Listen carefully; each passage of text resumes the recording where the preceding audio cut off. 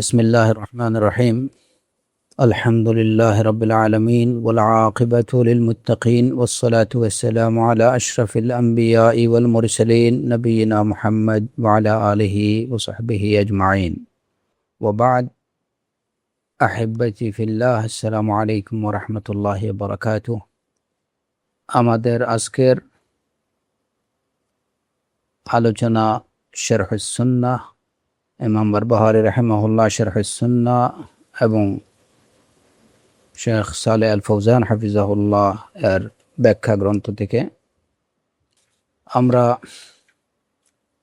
গত সপ্তাহে ইমাম বারবাহারি রাহিমাহুল্লাহর এই কথাগুলো কোরআনে করিম, আল্লাহর কালাম, কোরআনে করিম আল্লাহর পক্ষ থেকে নাজিলকৃত, কোরআন আল্লাহর পক্ষ থেকে নূর এবং এটা সৃষ্ট না,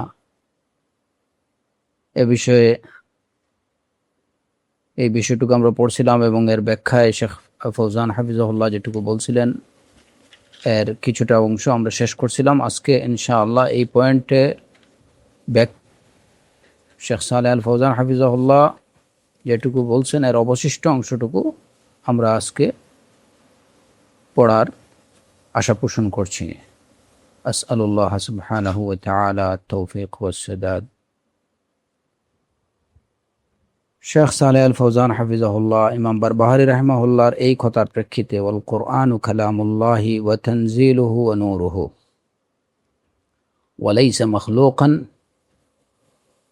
লিআন্না আল কুরআনা মিনাল্লাহ ওয়া মা কানা মিনাল্লাহ ফালাইসা বিমাখলুকিন ওয়া হাকাযা ক্বালা মালিক ইবনে আনাস ওয়া আহমদ ইবনে হাম্বল রাহিমাহুমুল্লাহ ওয়া মান ক্বাবলাহুমা মিনাল ফুকাহা ওয়া মান বা'দাহুমা ওয়ালমিরাউ ফিহি কুফরুন। ইমাম বারবাহারি রাহিমাহুল্লাহর এই কথাগুলোর ব্যাখ্যায় শেখ সালেহ আল ফৌজান হাফিজাহুল্লাহ বলছেন, জাআতিল আশাইরা বিশাইইন আজীবিন আ'জাবা মিন কওলিল জাহমিয়্যাহ ফাকালু কালামুল্লাহ ইয়ানকাসিমু ইলা কিসমাইন মাআনিন ওয়া আলফাজ। যে আল্লাহর কালাম সম্পর্কে জাহমিয়া সম্প্রদায় তাদের আকীদা কি সে বিষয়ে আমরা ইতিমধ্যে জেনেছি। এখানে শেখ সালেহ আল ফৌজান হাফিজাহুল্লাহ বলছেন যে আশআরী সম্প্রদায় আল্লাহ সুবহানাহু ওয়া তাআলার কালাম সম্পর্কে এমন উদ্ভট একটা বক্তব্য নিয়ে আসলো যেটা জাহমিয়াদের ধ্যান ধারণা বা তাদের আকীদা থেকেও আরো এক অদ্ভুত একটা বিষয়। জাহমিয়ারা তো কালামকে আল্লাহ সুবহানাহু ওয়া তাআলার সিফাত হিসাবে তারা অস্বীকার করে যে এটা আল্লাহ সুবহানাহু ওয়া তাআলার কোনো সিফাত না। আশআরী সম্প্রদায়ের কথা হচ্ছে এর থেকেও আরো উদ্ভট। তাদের কথা হচ্ছে যে আল্লাহ সুবহানাহু ওয়া তাআলার কালাম ইয়ানকাসিমু ইলা কিসমাইনি, আল্লাহর কালাম দুই প্রকার, একটা হচ্ছে মাআনিন আর একটা হচ্ছে আলফাজ। আল্লাহর কালামকে তারা দুই ভাগে বিভক্ত করে, একটা হচ্ছে অর্থ এবং একটা হচ্ছে শব্দ, লফজ। তাদের কথা হচ্ছে আল মাআনি হিয়া কালামুল্লাহ ওয়াল্লাহু ইউসাফু বিআন্না লাহু কালামান ওয়া হুয়া আল মা'না আল কাদীম আল কাইমু বিনফসিহি। أما أن الله يتكلم بحرف وبصوت فهذا منفي عندهم عن الله، ويقولون هو معنى قائم بنفسه سبحانه وتعالى، وأما اللفظ فهو كلام المخلوق، أي هو من كلام جبريل أو من كلام محمد صلى الله عليه وسلم। আশআরী সম্প্রদায় আল্লাহর কালামকে দুই ভাগে ভাগ করে তারা বলে যে আল্লাহর কালামটা দুই ভাগে বিভক্ত, একটা হচ্ছে অর্থ এবং একটা হচ্ছে শব্দ। অর্থ যেটা সেটা হচ্ছে আল্লাহর কালাম, এটা হচ্ছে আশআরী সম্প্রদায়ের দাবি। অর্থ যেটা সেটা হচ্ছে আল্লাহর কালাম। তো আল্লাহ সুবহানাহু ওয়া তাআলাকে যখন কালামের গুণে গুণান্বিত করা হয় তখন এর অর্থ হচ্ছে যে একটা অর্থ, ওই কালামের অর্থটা সেটা হচ্ছে অনাদি, এবং যে অর্থটা আল্লাহ আজ্জা ওয়া জাল্লার জাতের সাথে সম্পৃক্ত।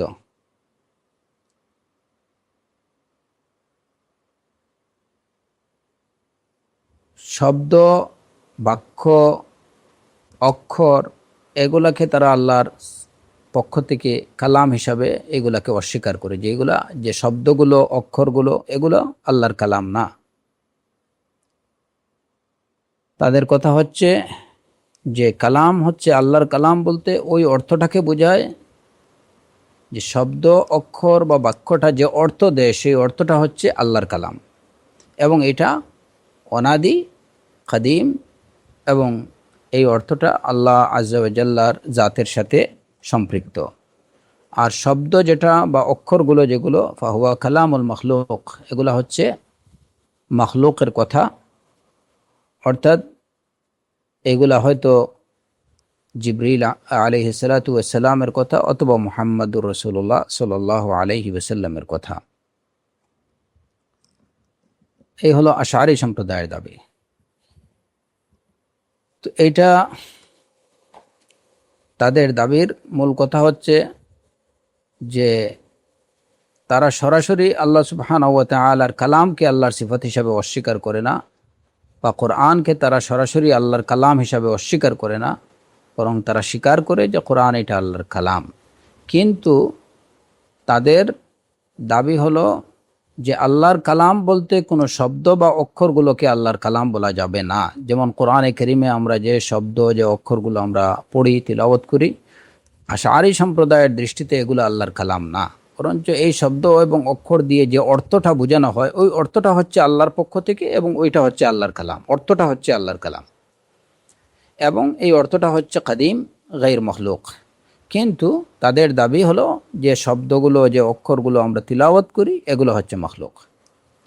ফাজাআলুল কুরআন মুকাওয়ানাম মিন শাইইন, মিন মখলুকিন ওয়া গায়রি মখলুকিন, ফালা হুম সারু মা আহলি সুন্নাহ ওয়া ক্বালু আল কুরআন গায়রু মখলুকিন, ওয়ালা হুম সারু মা আল জাহমিয়্যা ওয়া ক্বালু আল কুরআন কুল্লুহু মখলুক, লাকিন কানু মুযাবযাবিন مثل مقالة النصارى في المسيح إنه مكون بين من شيئين من اللاهوت والناسوت ويقولون اتحد اللاهوت بالناسوت। শেখ সালেহ আল ফওজান হাফিজাহুল্লাহ বলছেন যে এই আশআরী সম্প্রদায়রা কোরআনকে দুইটা বিষয়ের মিশ্রণ বানিয়ে ফেলছে। কোরআনকে তারা দুইটা বিষয়ের মিশ্রণ বা দুইটা বিষয়ের একটা সমন্বিত রূপ বানিয়ে ফেলছে কোরআনকে। সেই দুইটা বিষয়ের একটা হচ্ছে মখলুক এবং একটা হচ্ছে গায়র মখলুক।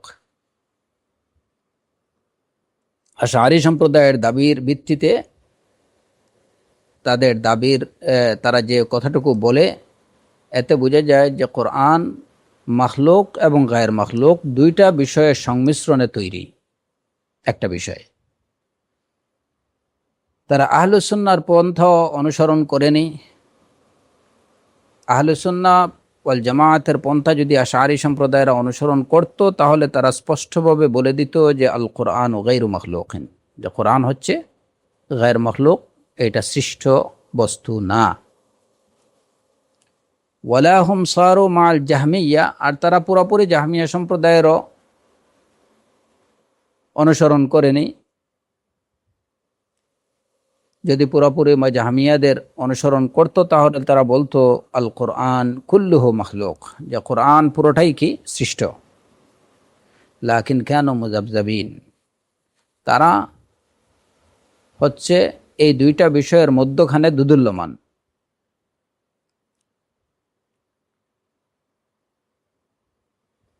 তারা কোরআনের কিছুটাকে তারা বলে গায়র মখলুক এবং কিছু অংশকে বলে তারা মখলুক, অর্থাৎ মখলুক এবং সৃষ্ট এবং অসৃষ্ট এই দুইটা বিষয়ের সমন্বিত রূপকে তারা কোরআন বলে। জাহমিয়াদের পন্থা অনুসরণ করলে তারা পুরা কোরআনকে, সব কিছুকে, শব্দ অর্থ সব কিছুকে তারা মখলুক বলতো। তারা সেটাও করে না। তারা বলে যে শব্দ এবং অক্ষরগুলো হচ্ছে মখলুক,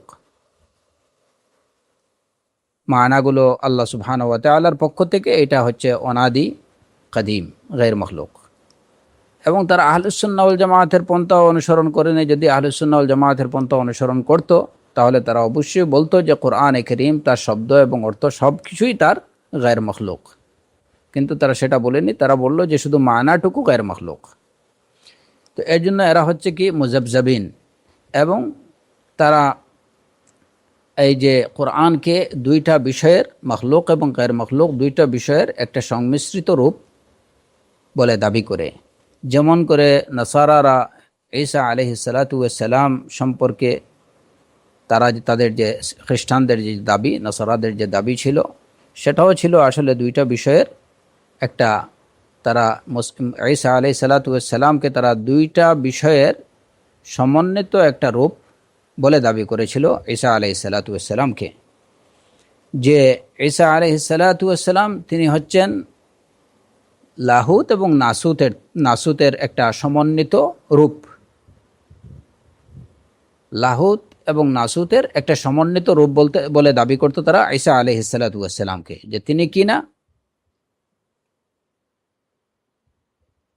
কমপ্লিটলি লাহুতও না এবং কমপ্লিটলি নাসুতও না, বরং লাহুত এবং নাসুত দুইটার সমন্বিত রূপ হচ্ছেন ঈসা আলাইহিস সালাতু ওয়াস সালাম।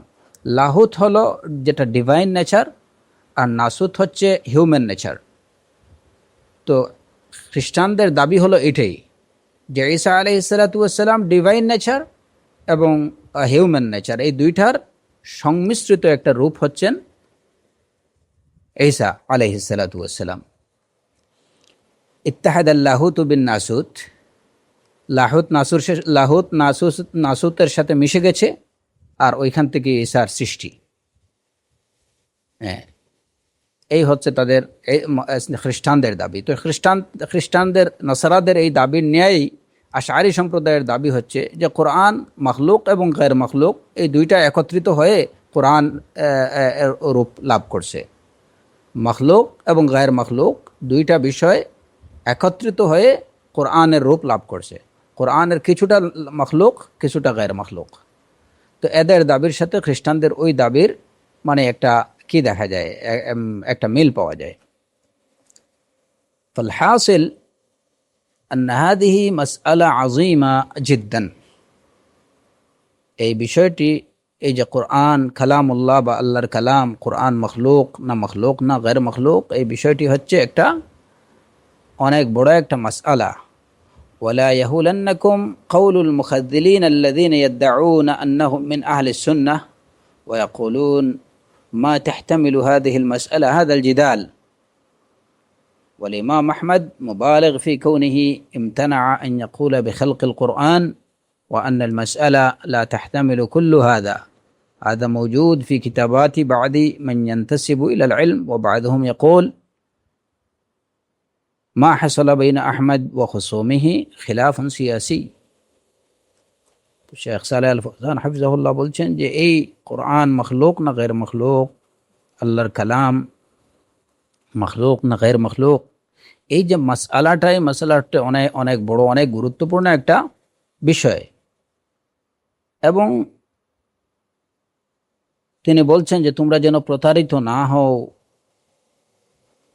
যারা এই যে সঠিক পথ থেকে বিচ্যুত লোকদের দাবি শুনে তোমরা প্রতারিত হও না, যারা নিজেদেরকে আহলুস সুন্নাহ ওয়াল জামাআতের অনুসারী বলে দাবি করে, কিংবা নিজেদেরকে আহলুস সুন্নাহ ওয়াল জামাআতে বলে দাবি করে, এই সমস্ত লোকদের কথাবার্তা শুনে, এরূপ কথাবার্তা শুনে তোমরা প্রতারিত হয় না। কারণ সমাজে এমন লোক বিদ্যমান রয়েছে যারা নিজেদেরকে আহলুস সুন্নাহ ওয়াল জামাআহ বলে দাবি করে, কিন্তু আসলে এরা সঠিক পথ থেকে বিচ্যুত, সত্য বিচ্যুত। তারা নিজেদেরকে আহলুস সুন্নাহ বলে দাবি করছে, অথচ তারা বলছে কি যে এই যে কোরআন মখলুক কি গায়র মখলুক, কালাম আল্লাহর কালাম মখলুক কি গায়র মখলুক, এই বিষয়গুলো নিয়ে কোনো ধরনের আর্গুমেন্ট করার কিংবা এই বিষয়গুলো নিয়ে এত বেশি চিন্তা ভাবনা করার, এত বেশি কথাবার্তা বলার কোনো প্রয়োজন নেই। এই কথাটা কারা বলছে? নিজেদেরকে আহলুস সুন্নাহ ওয়াল জামাতের অনুসারী বলে দাবিদার কিছু লোক বলে থাকে যে কোরআন মখলুক, গैर মখলুক, কালাম আল্লাহর কালাম, মখলুক গैर মখলুক, এইগুলা নিয়ে কথাবার্তা বলা কোনো প্রয়োজন নেই, অপ্রয়োজনীয়। মানে তাদের কাছে এই মাসআলাটা কোনো গুরুত্বই পায় না। তারা বলে যে ইমাম আহমদ রাহিমাহুল্লাহ তিনি এই বিষয় নিয়ে অনেক বেশি বাড়াবাড়ি করছেন। ইমতানা আন ইয়াকুলা বিখালকিল কোরআন, কোরআনকে মখলুক বলতে তিনি অস্বীকার করছেন। আসলে এই বিষয়টা এমন গুরুত্বপূর্ণ কোনো বিষয় না। এটা হচ্ছে যারা নিজেদেরকে আহলুস সুন্নাহ বলে দাবি করে এবং নিজেদেরকে আহলুল ইলম বলে দাবি করে, এ সমস্ত কিছু লোকের কথা হচ্ছে এটা। নিজেদেরকে আলেম বলে দাবিদার, নিজেদেরকে আহলুস সুন্নাহ বলে দাবিদার কিছু লোক বলে থাকে যে এই বিষয় অর্থাৎ কোরআন মখলুক কি মখলুক না, আল্লাহর কালাম এটা মখলুক কি মখলুক না, এই সমস্ত বিষয় নিয়ে এত ঝগড়া নিয়ে এত কথা কোনো প্রয়োজন নেই। মহল্লা মানে তাদের দৃষ্টিতে মহল্লা মখলুক বলতে হচ্ছেন আল্লাহ এই বিষয়ে নাকি অনেক বেশি না। সুন্নাহ ওয়াল জামাত বলে দাবিদার তথা ইলম বলে দাবিদার কিছু লোকের বলছেন, শুনে শেখ ফৌজান হাফিজ বলছেন যে এই লোক আহমদ রাহিমাহুল্লাহর সাথে এবং মাখলুকিক একটা বিরোধ, এটা প্রকৃত অর্থে এটা দিনই কোনো বিরোধ ছিল না, কিংবা এই আসল বিরোধে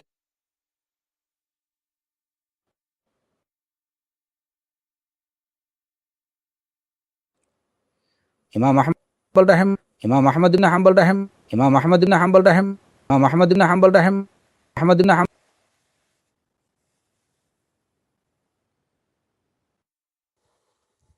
আমরা যে কথা বলতেছিলাম সেটা হচ্ছে যে নিজেদেরকে আহলে সুন্নাহ বলে দাবিদার তথাকথিত কিছু লোকেরা যারা নিজেদেরকে আলেম বলে দাবি করে, তারা তাদের গ্রন্থগুলোতে এসব কথা লিখেছে যে কোরআন মখলুক কি গैर মখলুক, কোরআন আল্লাহর কালাম এটা মখলুক না। এই যে বিষয়টা, এটা কোনো গুরুত্বপূর্ণ কোনো বিষয় না, এটা নিয়ে বিশদ আলাপ আলোচনা করার কোনো বিষয় এটা না। ইমাম আহমদ বিন হাম্বল রাহিমাহুল্লাহ নাকি এটা নিয়ে অনেক বেশি বাড়াবাড়ি করছেন,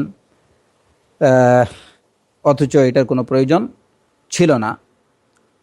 আর তাদের দাবি হচ্ছে যে ইমাম আহমদ বিন হাম্বল রাহিমাহুল্লাহর সাথে কোরআন মখলুক কি মখলুক না এই বিষয় নিয়ে তার মানে তাদের বিরুদ্ধবাদী যারা, তাদের সাথে যে ঘটনাগুলো ঘটছে সেগুলো ছিল আসলে একটা রাজনৈতিক বিরোধের জের। মূলত এটা ছিল একটা রাজনৈতিক বিরোধ, এটা কোনো দিনই বিরোধ ছিল না। এটা হচ্ছে এই সমস্ত পথভ্রষ্ট সত্যবিচ্যুত লোকদের কথা। কিন্তু প্রকৃত অর্থে শেখ সালেহ আল ফৌজান হাফিজাহুল্লাহ বলছেন, ফাইদা তাআম্মালতা ওয়াজাদতাল মাসআলাতা লাইসাত হাইয়িনা, যে যখন তুমি চিন্তা করবে তাহলে তুমি দেখবে যে আসলে এই বিষয়টা এটা এটা ছোট কোনো বিষয় না। কোরআনে কারীম এটা সৃষ্ট কি সৃষ্ট না, এটা এই যে তথাকথিত আহলুস সুন্নাহ দাবিদার লোকরা যেভাবে বলে থাকে যে এটা আসলে কোনো গুরুত্বপূর্ণ বিষয় না, যদি একটু চিন্তা করা যায় গভীরভাবে তাহলেই বোঝা যাবে যে আসলে এটা এই মাসআলাটা এটা ছোটোখাটো কোনো মাসআলা না, বরঞ্চ এই মাসআলাটা হচ্ছে অত্যন্ত গুরুত্বপূর্ণ একটা বিষয়। এটা হচ্ছে অত্যন্ত গুরুত্বপূর্ণ একটা বিষয়। কারণ কি, ইদা নুফিয়া আন ইয়াকুনাল কুরআনু কালামুল্লাহ ফামাযা ইয়াবকা মা'ানা। কারণ যদি এই বিষয়টাকে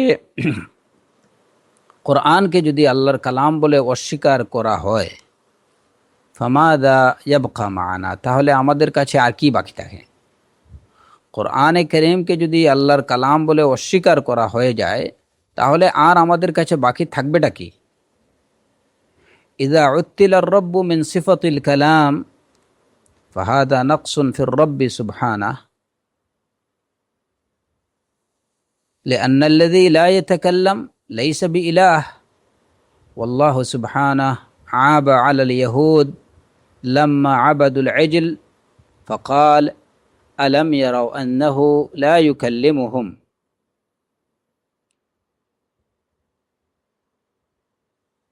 যদি কালামকে আল্লাহর সিফাত বলে অস্বীকার করা হয়, তাহলে আর আমাদের কাছে দিনের কিছু বাকি থাকে না। কারণ হচ্ছে, যদি বলা হয় যে কালাম এটা আল্লাহর সিফাত না, বা কালাম এটা আল্লাহর কোনো গুণ হতে পারে না, বা কালাম আল্লাহর গুণ না, তাহলে এটা হচ্ছে নাকসুন ফির রব্বি সুবহানাহু। এটা হচ্ছে আল্লাহ সুবহানাহু ওয়া তাআলার জাতের মধ্যে সবচেয়ে বড় ত্রুটি। এটা হচ্ছে আল্লাহর জাতের মধ্যে একটা ত্রুটি, যে আল্লাহ যে তিনি কথা বলতে পারেন না, কালাম তার সিফত না, কালাম তার কথা বলা এটা তার কোনো গুণ না। তো কথা বলাটাকে আল্লাহর গুণ হিসাবে অস্বীকার করার মাধ্যমে কি হচ্ছে? আল্লাহর জাতকে ত্রুটিপূর্ণ বলে সাব্যস্ত করা হচ্ছে। যখন কেউ বলবে যে কালাম আল্লাহর গুণ না, এ কথার অর্থ হচ্ছে কি, যে আল্লাহ সুবহানাহু ওয়া তাআলা কথা বলেন না। তো যিনি কথা বলতে পারেন না, এই যে কথা বলতে না পারা, এটা হচ্ছে আল্লাহ সুবহানাহু ওয়া তাআলার শানের মধ্যে একটা বিরাট ত্রুটি, যে তিনি কথা বলতে পারেন না। কারণ যিনি কথা বলতে পারেন না, তিনি তো ইলাহ হতে পারেন না। যিনি কথা বলতে পারেন না, যদি কালামকে আল্লাহর সিফত বলে অস্বীকার করা হয়, যে কাজটা জাহমিয়া সম্প্রদায়েরা করে থাকে, বা জাহমিয়া সম্প্রদায়েরা যে দাবি করে থাকে যে কালাম আল্লাহর সিফত না, তো এই দাবির মাধ্যমে তারা কি করছে? আল্লাহ সুবহানাহু ওয়া তাআলাকে ত্রুটিপূর্ণ সাব্যস্ত করছে। কারণ কি, এই কথা বলতে পারেন না, তিনি ইলাহ হতে পারেন না। ইলাহ হতে হলে অবশ্যই কথা বলতে হবে।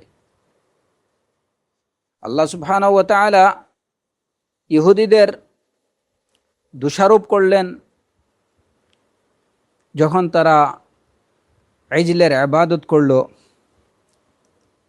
তখন তাদেরকে এই বলে আল্লাহ আযজা ওয়া জাল্লা দোষারোপ করলেন যে তোমরা কি দেখো না, আলাম ইয়ারাউ আন্নাহু লা ইউকাল্লিমুহুম, যে এটা কথা বলতে পারে না।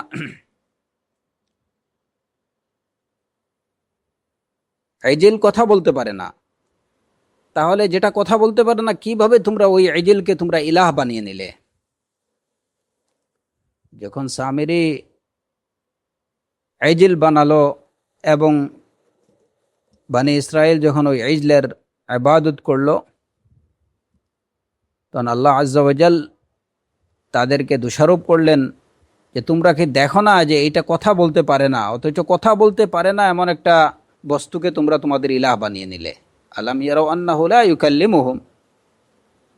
তাহলে এই আয়াত দ্বারা কি বোঝা গেল? যেখানে আল্লাহ আযজা ওয়া জাল্লা নিজেই দোষারোপ করেছেন, বা এটাকে আয়েব ত্রুটিপূর্ণ একটা বিষয়ে সাব্যস্ত করেছেন, যে যে কথা বলতে পারে না ওইটাকে তোমরা, এরকম একটা বস্তুকে তোমরা ইলাহ বানিয়ে নিয়ে ওইটার ইবাদত করতে শুরু করলে। তাহলে বোঝা গেল যে কথা বলতে না পারা এটা হচ্ছে ইলাহের শানের সম্পূর্ণ বিরোধী একটা বিষয়। ইলাহের শান এরকম হতে পারে না যে তিনি কথা বলতে পারেন না। ইলাহ হতে হলে অবশ্যই কথা বলতে হবে, কালাম থাকতে হবে তার মধ্যে, কালামের গুণ থাকতে হবে তার মধ্যে। জাহমিয়ারা যখন এই কালামকে আল্লাহর গুণ বলে অস্বীকার করে, তার মানে তারা আল্লাহ আযজা ওয়া জাল্লার শানকেই তারা ত্রুটিপূর্ণ আখ্যায়িত করে। ফাররাব লাবুদ্দা আন্নাহু ইয়াতাকাল্লাম, রব হতে হলে অবশ্যই কথা বলতে হবে। ওয়ুদাব্বির ওয়ায়ামুর ওয়ায়ানহা, তাকে সব কিছু পরিচালনা করতে হবে, তাকে আদেশ দিতে হবে, তাকে নিষেধ করতে হবে। আদেশ নিষেধ প্রদানের ক্ষমতা তার থাকতে হবে, কথা বলার ক্ষমতা তার থাকতে হবে, কথা বলতে হবে তাকে, হ্যাঁ, নতুবা তিনি রব হতে পারবেন না। ফাল্লাহু ইযা নুফিয়া আনহুল কালাম সারা লা ইয়াসলুহু লিল ইলাহিয়্যাহ। এখন যখন কালামকে আল্লাহর সিফাত হিসাবে যখন অস্বীকার করা হবে, তখন আল্লাহকে ইলাহের অযোগ্য, মাবুদ হওয়ার অযোগ্য, যদি কেউ কালামকে আল্লাহর গুণ বলে অস্বীকার করে, তাহলে একথার অর্থ দাঁড়াচ্ছে সে ইলাহ হিসাবে আল্লাহকে মাবুদ হওয়ার, সে আল্লাহকে মাবুদ হওয়ার যোগ্য বলে অস্বীকার করছে, যে আল্লাহর মধ্যে মাবুদ হওয়ার যোগ্যতা নেই। কারণ মাবুদ হতে হলে অবশ্যই তার মধ্যে কালামের গুণ থাকতে হবে।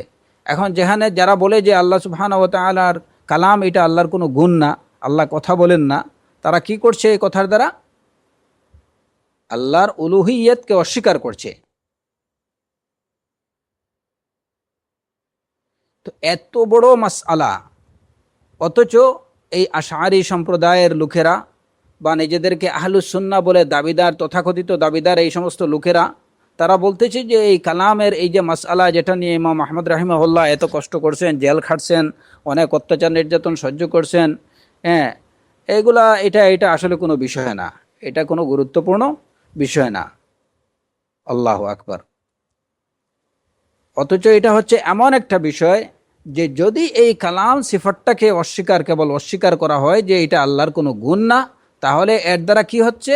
প্রথমত আল্লাহ সুবহানাহু ওয়া তাআলার শানকে ত্রুটিপূর্ণ আখ্যায়িত করা হচ্ছে, এবং দ্বিতীয়ত এই কথার দ্বারা আল্লাহ সুবহানাহু ওয়া তাআলার উলুহিয়্যাহকে অস্বীকার করা হচ্ছে। কারণ মাবুদ হতে হলে, ইলাহ হতে হলে অবশ্যই তাকে কথা বলতে হবে। যিনি কথা বলতে পারেন না তিনি মাবুদ হওয়ার যোগ্যতা রাখেন না। এখন আল্লাহ সুবহানাহু ওয়া তাআলা যদি কথা বলতে না পারেন, তাহলে তিনি মাবুদ হওয়ার যোগ্য হবেন কিভাবে? মাসআলাটার গভীরতা কতটুকু, যে পুরো দিন নিয়ে টান দিচ্ছে বিষয়টা, অথচ তারা বলছে যে এটা কোনো বিষয় না, এটা নিয়ে কথা বলার দরকার নেই। এবং এই মানসিকতা আশআরী সম্প্রদায়ের, এই যে আমাদের সমাজে এই হানাফিয়ুনদের মধ্যে যারা বুঝে কিংবা না বুঝে নিজেদেরকে আশআরী সম্প্রদায়ের সাথে সম্পৃক্ত করে বা বলে যে আমরা মাসলাকান আশআরী, আকিদাতান আশআরী, এরা আমি জানি না যে এরা এই বিষয়, এই কথাটা বা এই দাবিটা করে, এবং তারা কি প্রাউড যে ফিল করে যে আমরা আকিদাতান আশআরী। এবং সবচেয়ে আজীব ব্যাপার হলো যে তারা তাদের এই যে সানাদের মধ্যে বিষয়টা অনেক উল্লেখ করে যে ফিকহান হানাফি, আকিদাতান আশআরী। এটা কিভাবে তারা করেন? যে আশআরী সম্প্রদায়েরা সুস্পষ্ট তাদের আকিদা করাপ্টেড, যে তাদের আকিদা আহলুস সুন্নাহ ওয়াল জামাআতের আকিদার সম্পূর্ণ মুখালিফ, তাদের আকিদা বিশেষ করে আল্লাহ সুবহানাহু ওয়া তাআলার সিফাত সম্পর্কে তাদের আকিদা হচ্ছে আহলুস সুন্নাহ ওয়াল জামাআতের আকিদার সম্পূর্ণ পরিপন্থী। আল্লাহ সুবহানাহু ওয়া তাআলার সিফাত সম্পর্কে যে আশআরী সম্প্রদায়ের আকিদা হচ্ছে কোরআন এবং সুন্নাহর সুস্পষ্ট নাসের বিরোধী,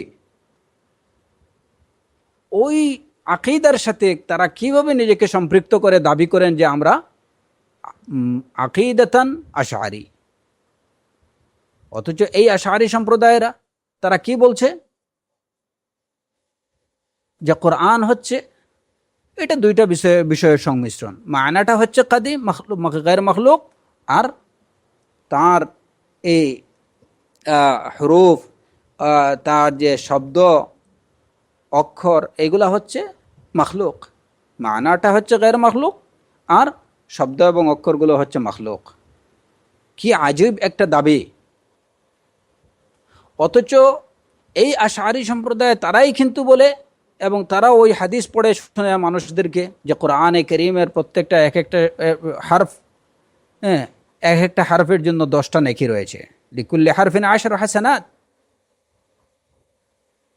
এখন যদি অথচ তারা যে আকিদা পোষণ করে থাকে, ওই আকিদার দাবি হচ্ছে কি যে এই হারফটা হচ্ছে মখলুক, তা হারফ যদি মাখলুক হয়ে থাকে তাহলে তারা আবার ওই কথা বলে কিভাবে, এই হাদিস মানুষকে পড়ে শোনায় কিভাবে যে কোরআনে কারীমের একটা হারফের জন্য 10টা নেকি রয়েছে, একটা হারফ তিলাওয়াত করলে 10টা নেকি, এটা তারা কিভাবে বলে? এর জন্য আমার কাছে সবচেয়ে আরও বেশি আজীব মনে হয় এটুকু, যে এই যে সমস্ত আমাদের সমাজে যে সমস্ত লোকেরা হানাফিয়ুনদের মধ্যে যারা নিজেদেরকে আকিদাতান আশআরি বা মাতুরিদি বলে দাবি করেন, এরা কি তারা আসলে তাদের আশআরি আকিদাটা কি সেটা কি তারা জানে না জানে না? আমি মানলাম যে হয়তো উম্মিয়ুন যারা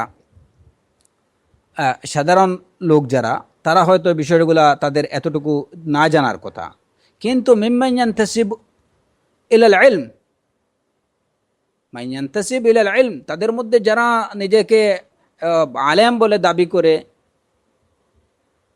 তারা কি এই বিষয়টা জানে না যে নিজেদেরকে তারা এমন একটা আকিদার সাথে সম্পর্কযুক্ত করতেছে যে আকিদাটা হচ্ছে তারা নিজেরাই কিন্তু যে পরবর্তীতে যে কথাগুলো বলে সেটা হচ্ছে ওই আকিদার পরিপন্থী। যখন তোমরা দাবি করলে এটুকু যে তোমরা আকিদাতান আশআরি, তাহলে আশআরিদের আকিদা হচ্ছে কি যে কালাম কোরআন এটার হারফ এবং লাফজগুলা এগুলা হচ্ছে মখলুক। সুতরাং মখলুক বিষয় পড়ে তো প্রত্যেকটা অক্ষরের বিনিময়ে 10টা নেকি তো পাওয়ার কথা না। এটা তো তোমরা হাদিসের ক্ষেত্রে তো বলো না যে হাদিসের প্রত্যেকটা হারফ বা প্রত্যেকটা অক্ষর, একটা অক্ষর পড়লে এটা 10টা নেকি পাওয়া যাবে, এটা তো তোমরা বলো না। তো হাদিসের আলফাজগুলো, হাদিসের হরুফগুলো যেভাবে মখলুক, তোমাদের দাবি অনুযায়ী তো কোরআনে কারীমের সেই হরুফ এবং আলফাজগুলো তো মখলুক। তা হাদিসের প্রত্যেকটা অক্ষর পড়ার দ্বারা যদি 10টা নেকি লাভ না হয়, তাহলে কোরআনে কারীমের একটা অক্ষর পড়লে 10টা নেকির দাবি করো কিভাবে?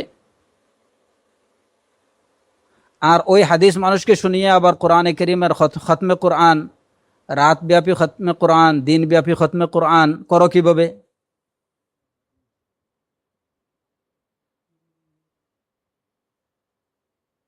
এটা মানে পুরা আজীব একটা বিষয় যে তাদের কথার সাথে তাদের আকিদার মিল নেই, আকিদার সাথে তাদের কথার কোনো মিল নেই। এবং তাদের বেশিরভাগই যে সে কি আকিদা পোষণ করছে, যখন তারা বলে যে আমি আশআরিয়ুন আকিদাতান হানাফিয়ুন ফিকহান, তখন তারা কি বুঝে যে তারা কি বলছে, কোন আকিদার সাথে তারা নিজেকে সম্পর্কযুক্ত সম্বন্ধযুক্ত করছে?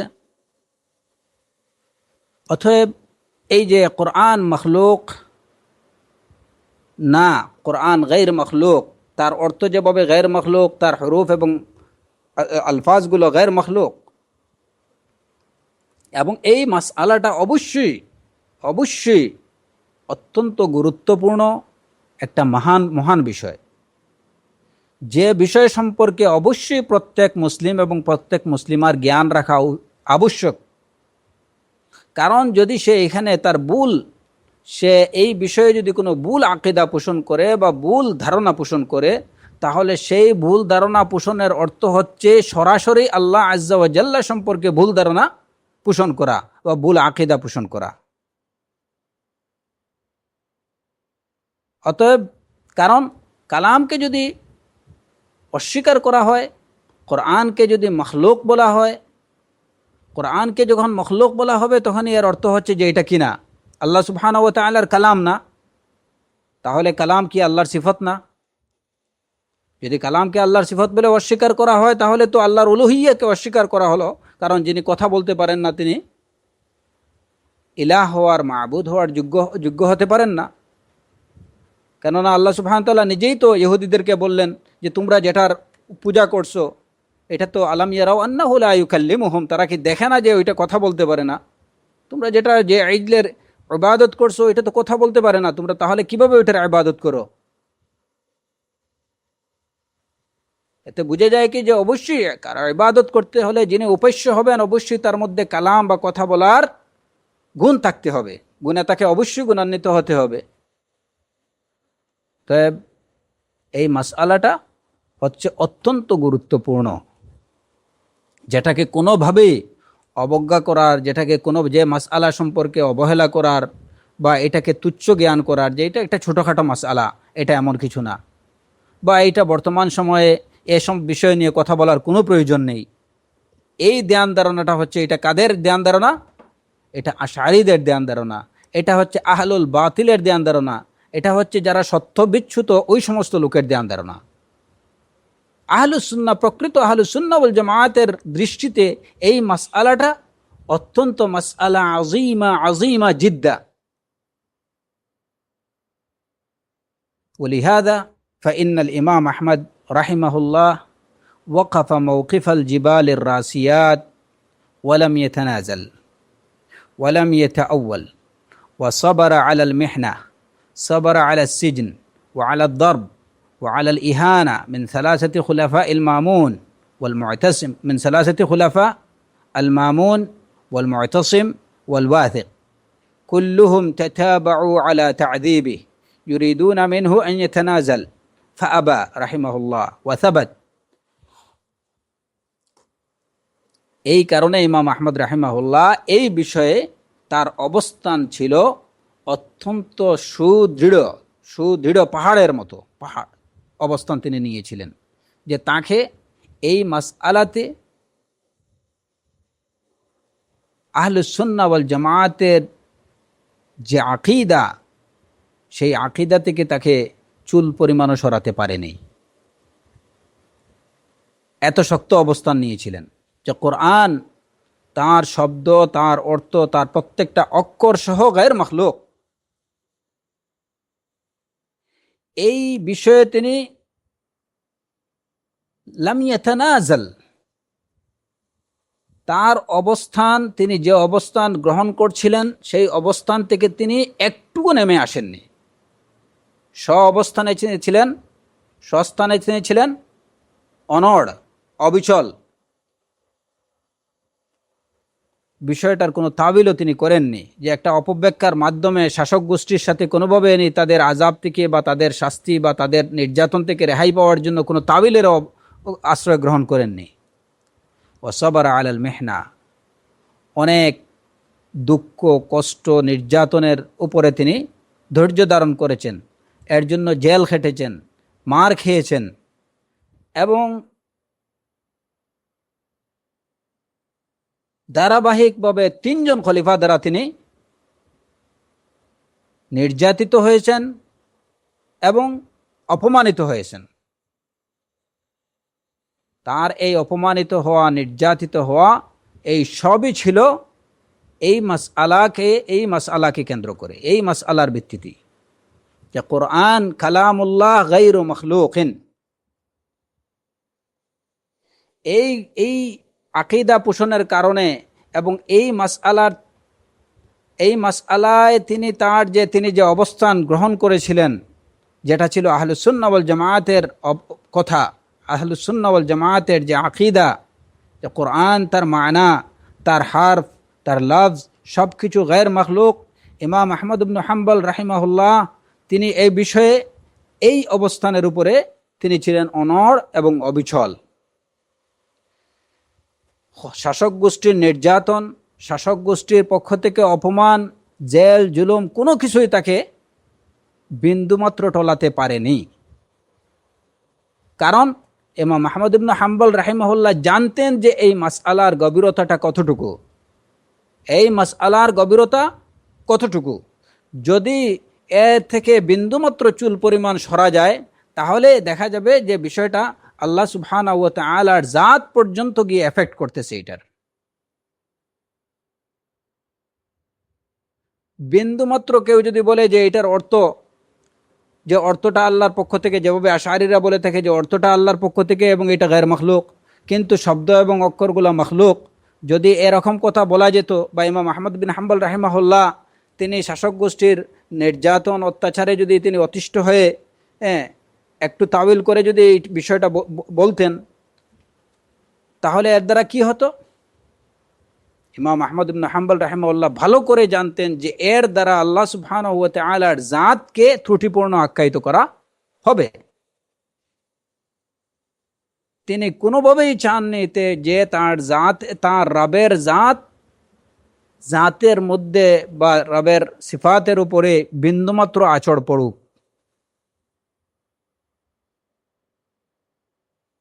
যে কারণে এক এক করে তিনজন খলিফার, মামুনুর রশিদ, মুতাসিম বিল্লাহ, আল ওয়াসিক বিল্লাহ, এই তিনজন খলিফার দ্বারা তিনি নির্যাতিত হয়েছেন, নিষ্পেষিত হয়েছেন, অপমানিত হয়েছেন, লাঞ্ছিত হয়েছেন। আর এ সব কিছুই ছিল ফি জাতিল্লাহ, ফি সিফাতিল্লাহ, আল্লাহর জাত, আল্লাহর জন্যে, আল্লাহর সিফাতকে অক্ষুণ্ণ রাখার জন্যে ইমাম আহমদ ইবনে হাম্বল রাহিমাহুল্লাহ এত কষ্ট সহ্য করেছেন। তারা প্রত্যেকেই চাইছিল যে ইমাম আহমদ তার অবস্থান থেকে একটু সরে আসুক। আবার রাহিমাহুল্লাহ তিনি তার অবস্থান থেকে এক চুল নড়তেও তিনি অস্বীকার করেছেন। ওয়াসাবাত, তিনি তার দাবিতে অনড় এবং অবিচল ছিলেন। وفي آخر عهد الواثق يقال إنه رجع لما حصلت عنده مناظرة بين عالم من أهل السنة وبين بشر المريسي وانكسر المريسي، عند ذلك تراجع الواثق। খলিফা ওয়াসিকের শাসনামলের একদম শেষ পর্যায়ে বর্ণিত আছে যে খলিফা ওয়াসিক তিনি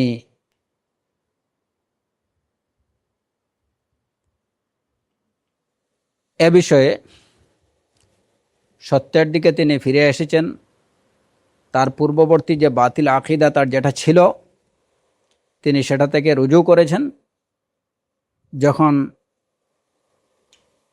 একজন আহলুস সুন্নাহ ওয়াল জামায়াতের এক আলেম এবং বিশর আল মরিসি আল জাহমি এর সাথে, বিশর আল মরিসি একজন জাহমি লোক, তার সাথে যখন আহলুস সুন্নাহ ওয়াল জামায়াতের একজন আলেমের একটা মুনাজারার পরিপ্রেক্ষিতে খলিফা ওয়াসিক তিনি সেই বাতিল আকীদা থেকে, যে কোরআন মখলুক, এই আকীদা থেকে তিনি প্রত্যাবর্তন করেছেন এবং ইমাম আহমদ ইবনে হাম্বল রাহিমাহুল্লাহ যে আকীদা পোষণ করতেন সেই আকীদার দিকে তিনি ফিরে এসেছিলেন। তো এটা হচ্ছে একদম তার ওই যে শাসনামলের শেষ দিকে।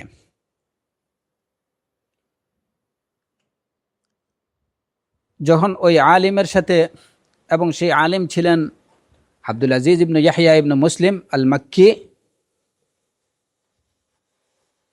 আব্দুল আজিজ ইবনে ইয়াহইয়া রাহিমাহুল্লাহ উনি ছিলেন আহলুস সুন্নাহ ওয়াল জামায়াতের একজন নামকরা আলিম,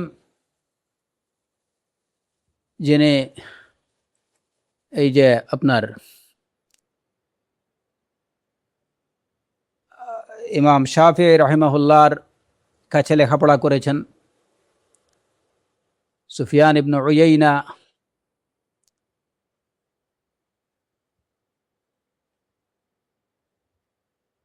রাহিমাহুল্লাহর কাছে তিনি লেখাপড়া করেছেন। অর্থাৎ সুফিয়ান ইবনে উয়াইনা রাহিমাহুল্লাহ ইমাম শাফি রাহিমাহুল্লাহর ছাত্র ছিলেন তিনি, এবং আহলুস সুন্নাহ ওয়াল জামায়াতের একজন নামকরা আলেম ছিলেন। তো তার সাথে এই জাহমি, এই লোকটা বিশর ইবনে গিয়াস আল মরিসি, এই লোকটার একটা মুনাজারা বা বিতর্ক হয়েছিল।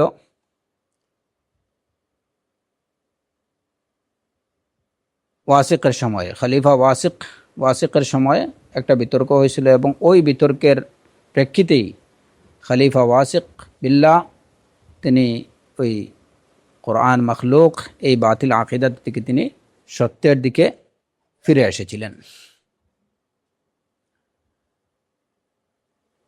তো মূল কথা হচ্ছে ফাল হাসিল আন্না হাযিহিল মাসআলা আযীমা ওয়া হিয়া মুহিম্মা জিদ্দান লা ইউতাহাওয়ানু বিহা ওয়া লা ইউকাল কামা ইয়াকুলুহু বা'দুল জুহাল ওয়াল কুত্তাব ওয়াল মুসাক্কাফিন আওil আশা'ইরা আও মান নাহা নাহওয়াহুম هذه مسألة لا تحتمل كل هذا الاهتمام وهذه الردود।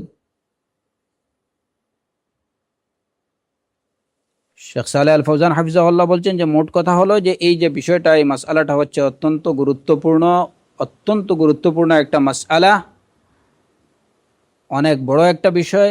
যে বিষয়ে কোনো ধরনের অবহেলা করা, এই বিষয়টাকে অবজ্ঞা করা, এই বিষয়ে কোনো ধরনের উদাসীনতা প্রদর্শন করা এই মাসআলার ব্যাপারে করা যাবে না। এবং জাহিল কিছু সংখ্যক লেখক, বুদ্ধিজীবী কিংবা এই যে আশআরী সম্প্রদায়রা যেভাবে বলে থাকে যে এই বিষয়টা কোনো গুরুত্ব পাওয়ার দাবি রাখে না, এটা কোনো গুরুত্বপূর্ণ বিষয় না, এটা নিয়ে এত গবেষণা করার কোনো দরকার নেই, এত কথাবার্তা কোনো বলার দরকার নেই, তো জাহিলদের মতো বা আশআরীদের মতো এরূপ কথা বলা যাবে না। বরং অবশ্যই বিশ্বাস পোষণ করতে হবে যে বিষয়টা কোরআন মাখলুক, গায়র মাখলুক, মাখলুক বা গায়র মাখলুকের যে মাসআলাটা, এই মাসআলাটা হচ্ছে অত্যন্ত গুরুত্বপূর্ণ একটা মাসআলা আযীমা। وقد احتج الإمام أحمد رحمه الله عليهم بقوله حتى يسمع كلام الله كذلكم قال الله من قبل। তো যারা আল্লাহ সুবহানাহু ওয়া তাআলার কালামকে আল্লাহর সিফাত হিসাবে অস্বীকার করে, কোরআনকে যারা আল্লাহর কালাম বলতে অস্বীকার করে, তাদের উপরে ইমাম আহমদ বিন হাম্বল রাহিমাহুল্লাহ তাদের বিরুদ্ধে প্রমাণ পেশ করেছিলেন কোরআনে কারীমের সূরাতুত তাওবার 6 নম্বর আয়াত, যেখানে আল্লাহ আযজা ওয়া জাল্লা বলেছেন হাত্তা ইয়াসমাআ কালাম আল্লাহ, যতক্ষণ না তারা আল্লাহর কালাম শুনে। এবং সূরাতুল ফাতহের 15 নম্বর আয়াতে আল্লাহ আযজা ওয়া জাল্লা বলেছেন কাযালিকুম ক্বাল আল্লাহু মিন ক্বাবল, এবং এভাবে আল্লাহ বলেছেন এর আগেও। তো এই যে দুইটা আয়াত সূরাতুত তাওবার আয়াতে হাত্তা ইয়াসমাআ কালাম আল্লাহ, এখানে আল্লাহর কালাম কোরআনে কারীমে সুস্পষ্টভাবে বলা হয়েছে যে আল্লাহর কালামুল্লাহ। এবং সূরাতুল ফাতহের ওই আয়াতে ক্বাল আল্লাহু মিন ক্বাবল, ইতিপূর্বেও আল্লাহ বলেছেন। এখানে আল্লাহর থেকে কওল সাবিত, আল্লাহর কালাম, আল্লাহর কওল দুইটাই কি সাবিত, প্রমাণিত কোরআন দ্বারা। আসবাতা লিনাফসিহিল কালাম ওয়াল কওল, আল্লাহ আযজা ওয়া জাল্লা নিজেই তার নিজের জন্য কালাম এবং কওল এই দুইটা সিফাত সাব্যস্ত করেছেন। এই হলো ওয়াল কোরআনু কালামুল্লাহ, ইমাম বারবাহারি রাহিমাহুল্লাহর এই কথার প্রেক্ষিতে শেখ সালেহ আল ফৌজান হাফিজাহুল্লাহ প্রদত্ত ব্যাখ্যা। এরপরে ইমাম বারবাহারি রাহিমাহুল্লাহ বলছিলেন ওয়া তানজিলুহু ওয়া নূরুহু। ওয়া তানজিলুহু অর্থাৎ কোরআন হচ্ছে আল্লাহর নাজিলকৃত। এর ব্যাখ্যায় শেখ সালেহ আল ফৌজান হাফিজাহুল্লাহ বলছেন আল কোরআন আনজালাহু আলা নবিয়িহি মুহাম্মাদিন সাল্লাল্লাহু আলাইহি ওয়াসাল্লাম বিওয়াসিতাতি জিবরিল আলাইহিস সালাতু ওয়াস সালাম وقال تعالى نزل به الروح الأمين على قلبك لتكون من المنذرين بلسان عربي مبين। যে কোরআন আল্লাহ সুবহানাহু ওয়া তাআলা এই কোরআনকে নাজিল করেছেন জিবরাইল আলাইহিস সালাতু ওয়াস সালামের মাধ্যমে মুহাম্মদ সাল্লাল্লাহু আলাইহি ওয়াসাল্লামের কাছে। এবং এ সম্পর্কে কোরআনে কারীম আল্লাহ আযজা ওয়া জাল্লা ইরশাদ করেছেন নাযালা বিহির রূহুল আমিন, এই কোরআন নিয়ে অবতরণ রুহুল আমিন অর্থাৎ জিবরাইল অবতরণ করেছেন আলা কলবিক, হে নবী আপনার কলবে এই কোরআন নিয়ে অবতরণ করেছেন রুহুল আমিন। রুহুল আমিন মানে জিবরাইল আলাইহিস সালাতু ওয়াস সালাম। লিতাকুনা মিনাল মুনজিরিন, যাতে আপনি ভীতি প্রদর্শনকারী হতে পারেন, বিলিসানিন আরবিয়্যিম মুবিন, সুস্পষ্ট আরবি ভাষায়। ফাহাদা ওয়াদিহুন ওয়া জালিয়্যুন, তো এই আয়াতে এই বিষয়টা একদম সুস্পষ্ট যে কোরআনে কারীম আল্লাহ সুবহানাহু ওয়া তাআলার পক্ষ থেকে জিবরাইল আলাইহিস সালাতু ওয়াস সালামের মাধ্যমে মুহাম্মদ সাল্লাল্লাহু আলাইহি ওয়াসাল্লামের নিকট প্রেরিত, ওয়াহীকৃত, প্রত্যাদেশকৃত একটা বিষয়, যেটা আরবি ভাষায় অবতীর্ণ হয়েছে। একদম সুস্পষ্ট এই আয়াতগুলোতে নাযালা বিহির রূহুল আমিন আলা কলবিকা লিতাকুনা মিনাল মুনজিরিন বিলিসানিন আরাবিয়্যিম মুবিন। কোরআন এটা আল্লাহর পক্ষ থেকে নাজিলকৃত, এটা এই আয়াতে সুস্পষ্ট। ও মা হাযা ফায়াতি মান ইয়াকুল আল কুরআনু মাখলুকুন গায়রু মুনাজ্জালিন ওয়াল্লাহু লাম ইয়াতাকাল্লাম বিহি ওয়াল্লাহু লা ইউসাফু বিল কালাম। এই সুস্পষ্ট প্রমাণ, এত সুস্পষ্ট প্রমাণ থাকা সত্ত্বেও দেখা যায় যে কিছু কিছু লোক দাবি করে যে কোরআন হচ্ছে মাখলুক, সৃষ্ট, এবং এটা আল্লাহর পক্ষ থেকে নাজিলকৃত না। এই কোরআন এটা লাম ইয়াতাকাল্লাম বিহি, এই কোরআন এটা আল্লাহর কথা না, এগুলো আল্লাহর বাণী না, এবং আল্লাহকে কালামের গুণে গুণান্বিত করা যাবে না। এই সুস্পষ্ট দলিলকে থাকা সত্ত্বেও কিছু পথভ্রষ্ট লোক এরকম দাবি করে থাকে। আল্লাহ সুবহানাহু ওয়া তাআলা সুস্পষ্টভাবে জানিয়ে দিলেন নাযালা বিহির রূহুল আমিন, যে কোরআন আল্লাহর পক্ষ থেকে নাজিলকৃত। এটা নিয়ে জিবরাইল আলাইহিস সালাতু ওয়াস সালাম অবতরণ করেছেন আলা কলবিক, মুহাম্মদ সাল্লাল্লাহু আলাইহি সাল্লামের কলবে, যে আপনার কলবে এটা নিয়ে জিবরাইল অবতরণ করেছেন। লিতাকুনা মিনাল মুনজিরিন, সুস্পষ্ট যে কোরআন মুনাজ্জাল মিন ইনদিল্লাহ। কিন্তু এই সুস্পষ্ট আয়াতকে অস্বীকার করে তারা বলে থাকে যে কোরআন হচ্ছে গায়রু মুনাজ্জাল, যে এটা নাজিলকৃত, আল্লাহর পক্ষ থেকে নাজিলকৃত না।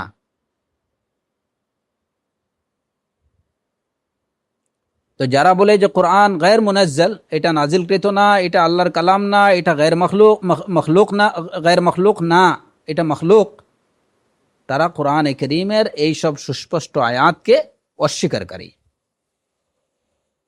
কওলুহু ওয়া নূরুহু, যে কোরআন হচ্ছে আল্লাহর নূর, আল্লাহর পক্ষ থেকে এটা আলোকবর্তিকা।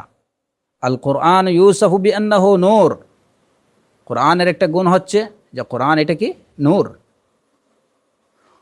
وقال تعالى ولكن جعلناه نورا نهدي به من نشاء من عبادنا। কোরআন নূর, একতার প্রমাণ কি? কোরআনে কারীমে আল্লাহ আযজা ওয়া জাল্লা বলেছেন ওয়ালাকিন জাআলনাহু নূরা, এটিকে আমি বানিয়েছি নূর। নাহদি বিহি মান নাশাউ মিন ইবাদিনা, এর দ্বারা আমি আমার বান্দাদের মধ্য থেকে যাকে ইচ্ছা তাকে পথ দেখাই। ওয়ায়ুসাম্মা রূহান, কোরআনকে রূহ বলা হয়। যেমন কোরআনে কারীমে আল্লাহ আযজা ওয়া জাল্লা বলছেন ওয়াকাযালিকা ওয়াহাইনা ইলাইকা রূহাম মিন আমরিনা, এবং এমনিভাবে আমি আপনার প্রতি নাজিল করেছি আমার আদেশের মধ্য হতে রূহ। ওয়াকাযালিকা আওহাইনা ইলাইকা রূহাম মিন আমরিনা, আমারের মধ্য হতে, আমার আদেশগুলোর মধ্য হতে আপনার প্রতি নাজিল করেছি রূহ।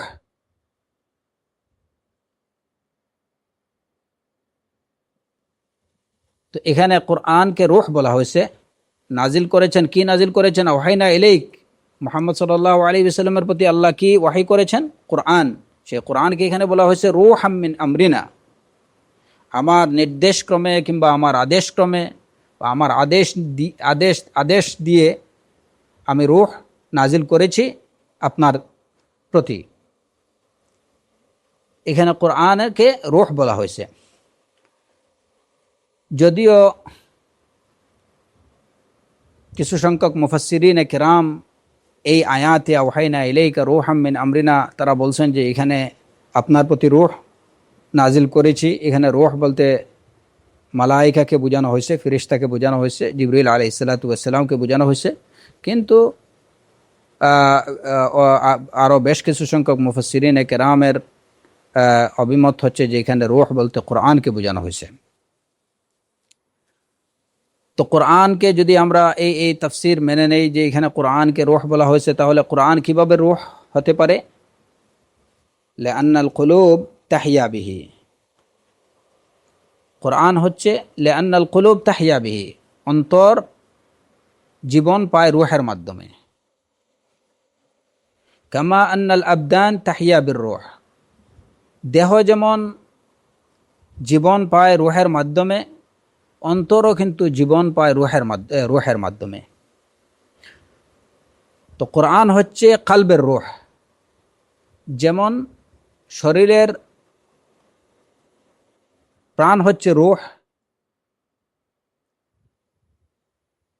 দেহ যেমন জীবন পায় রূহের মাধ্যমে, অন্তর তেমনি জীবন পায় রূহের মাধ্যমে।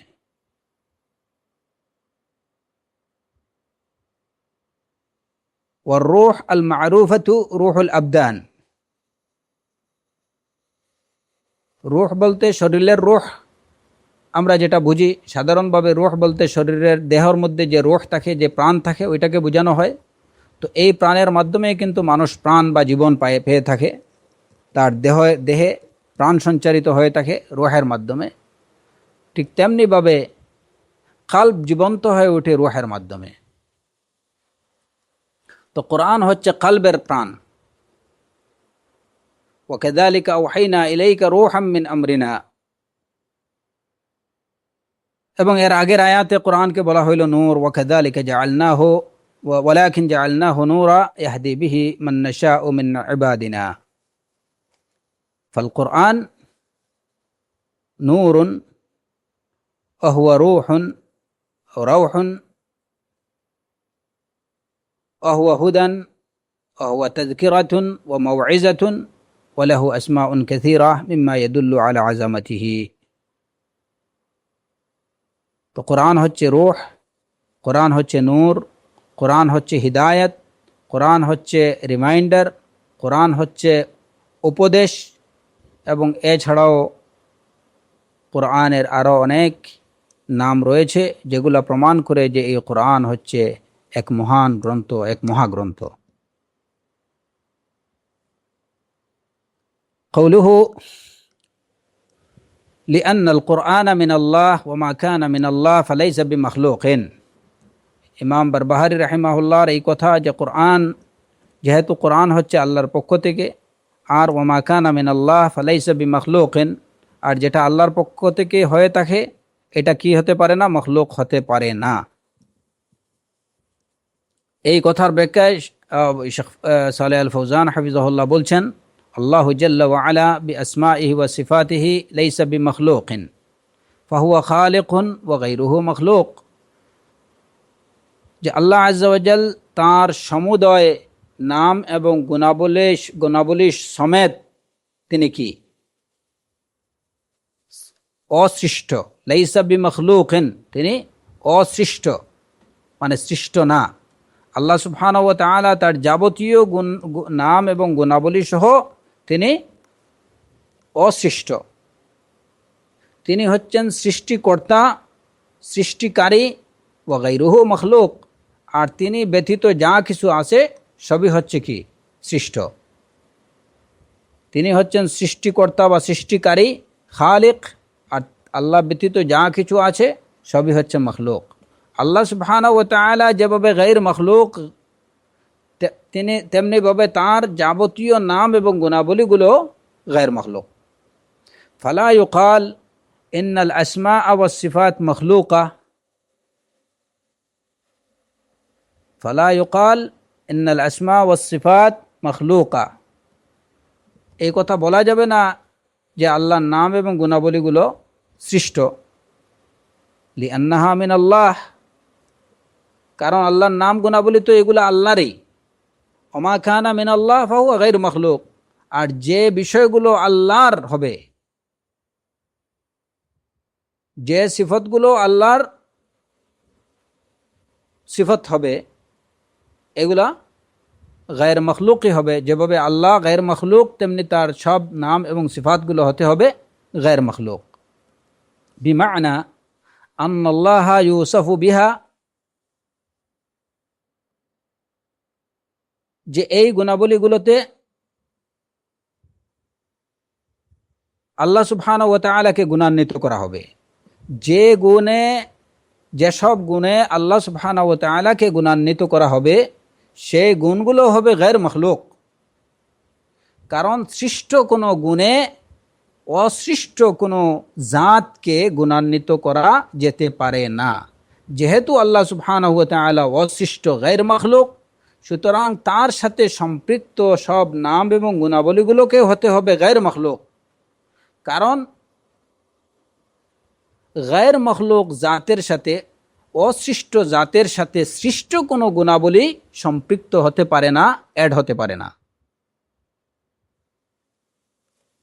যদি অসৃষ্ট কোনো জাতের সাথে সৃষ্ট কোনো গুণাবলী সংযুক্ত হয়, তাহলে এর দ্বারা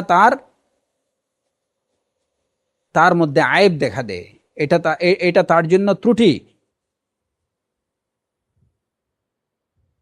এখন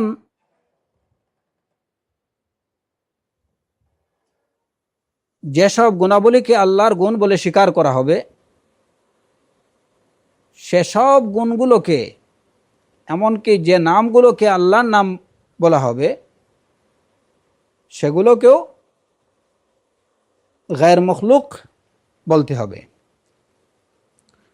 এবং এটা শুধু বলার বিষয় না, এটা প্রকৃত অর্থেই সেটা গায়র মখলুক।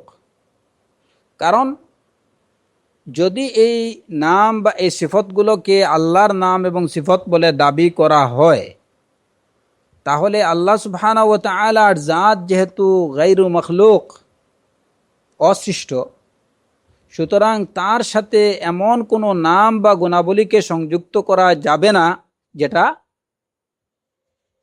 সৃষ্ট, এবং তার সাথে সৃষ্ট কোনো নাম বা গুণাবলী সংযুক্ত হতে পারে না।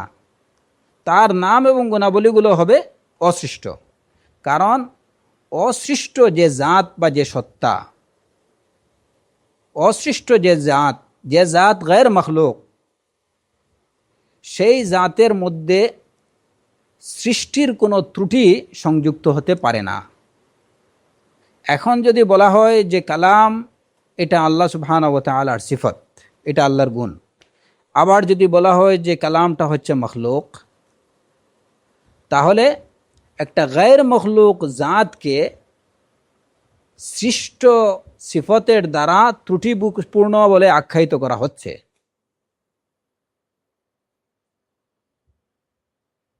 যে কারণে অবশ্যই স্বীকার করতে হবে, বিশ্বাস করতে হবে যে আল্লাহ সুবহানাহু ওয়া তাআলার কালাম, তিনি যেমন গায়র মখলুক, তার কালাম তেমনি গায়র মখলুক।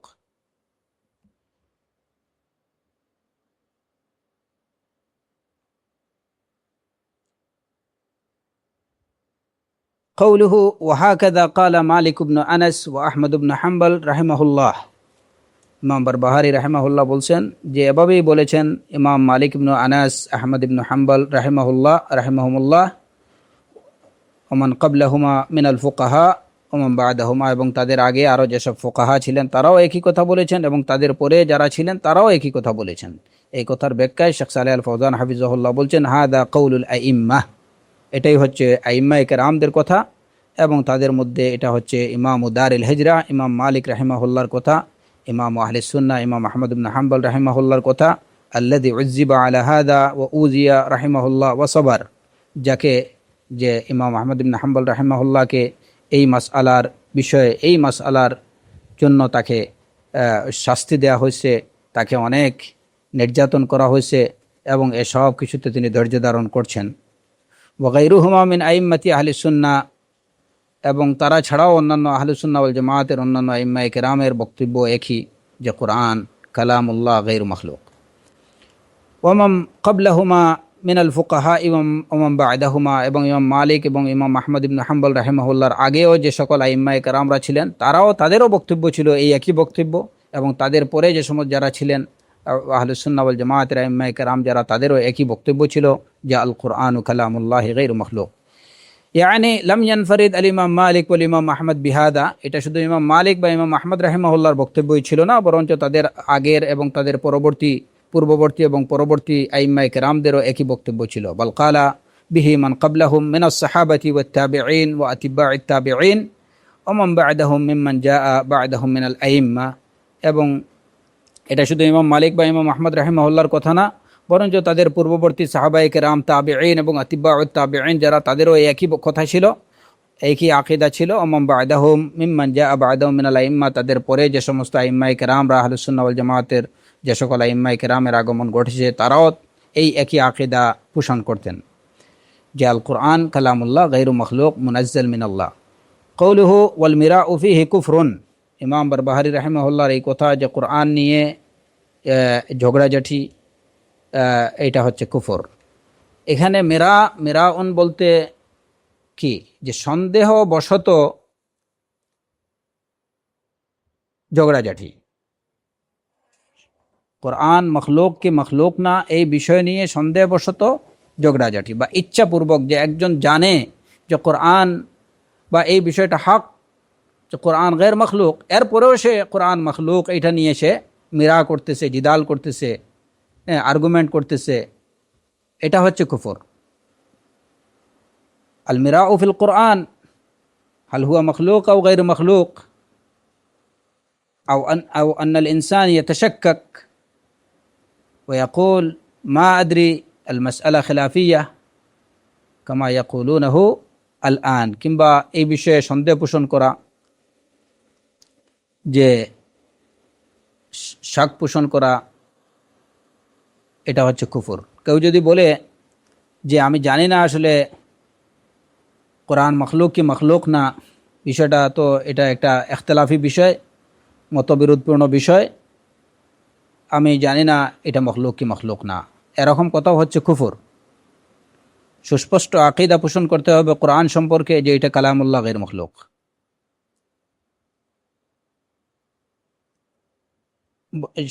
শেখ সালেহ আল ফৌজান হাফিজাহুল্লাহ বলছেন যে বর্তমান সময়ে এমন অনেক লোক আছে যারা এরকম কথা বলে যে মা আদরি আল মাসআলা খিলাফিয়া, আমি জানি না, বিষয়টা হচ্ছে ইখতিলাফি বিষয়, আমি জানি না কোরআন মখলুক কি মখলুক না।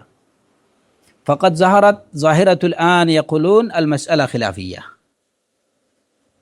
ফানাকুলু, শেখ ফৌজান হাফিজাহুল্লাহ বলছেন যে আমরা তাদেরকে, যারা এরূপ কথা বলে যে আমরা জানি না যে কোরআন মখলুক কি মখলুক না, বিষয়টা ইখতিলাফি বিষয়, মতবিরোধপূর্ণ বিষয়, তাদেরকে আমরা বলবো ইনদাল ইখতিলাফ আল মুত্তাবা আদ দলিল, আমরা মানলাম যে হ্যাঁ বিষয়টা ইখতিলাফি, কিন্তু কথা হচ্ছে যে ইখতিলাফের সময় যখন কোনো বিষয়ে মতভেদ বা মতবিরোধ হয়, দেখা দেয়, তখন দলিলের অনুসরণ করতে হয়। আল মুত্তাবা আদ দলিল, অনুসরণীয় বিষয় হচ্ছে দলিল। ফামা তু'ব্বিদনা বিখিলাফিন নাস ওয়া আকওয়ালিন নাস বাল তু'ব্বিদনা বিদ-দলিল, আমরা মানুষের কথার কাছে, মানুষের ইখতিলাফের কাছে তো আমরা নতি স্বীকার করি না, কে কি বলল সেটা আমাদের কাছে বিষয় না, বাল তু'ব্বিদনা বিদ-দলিল,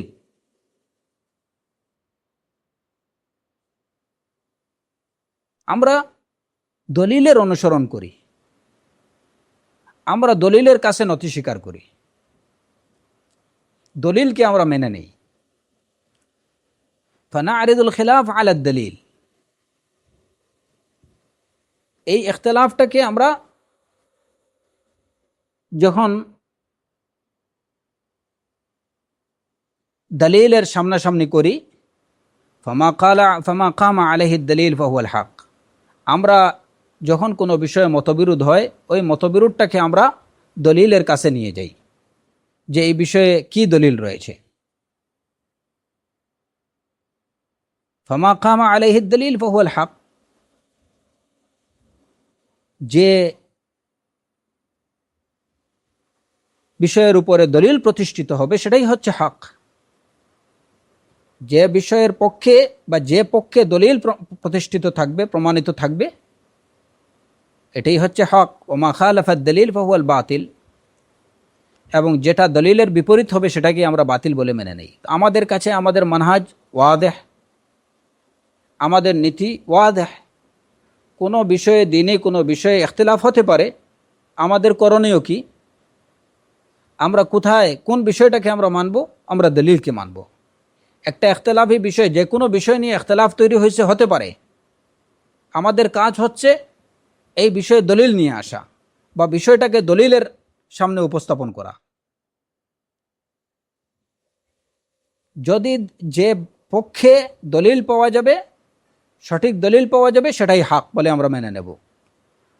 যে বিষয়টা দলিলের বিপরীত হবে সেটাকে আমরা বাতিল সাব্যস্ত করব। এখন যে কোনো দ্বীনি বিষয়, যে কোনো বিষয় হোক, তার সমাধানের এই সহজ পথ, কিন্তু দুঃখজনকভাবে এবং দুর্ভাগ্যজনকভাবে আজকে মুসলিম উম্মাহ এই সহজ সরল কথা থেকে বা এই সহজ সরল নীতিটাকে তারা দিব্যি ভুলে গেছে, একদম ভুলে গেছে।